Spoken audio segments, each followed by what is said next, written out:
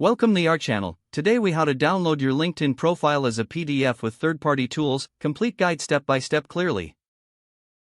To download your LinkedIn profile as a PDF using third-party tools, follow these steps. Begin by opening your web browser. Navigate to your LinkedIn profile page. Log into your LinkedIn account if you are not already logged in. Take a moment to ensure your profile is complete and up to date. Open a new tab and search for a reliable third-party tool. Popular options include Resume Builder or LinkedIn to PDF Converter.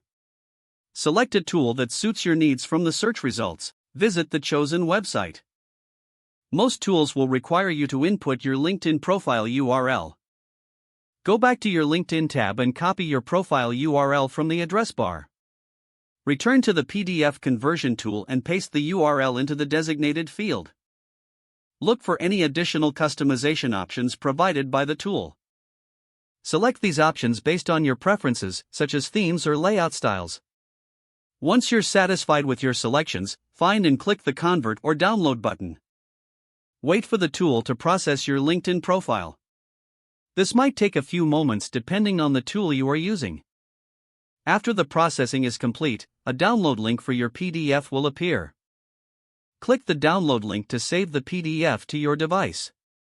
Locate the downloaded PDF file in your computer's Downloads folder.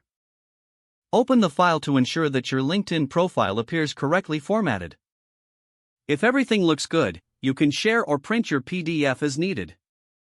Keep in mind that different tools may have varying features and results. Feel free to experiment with different third-party tools if you're not satisfied with the first one.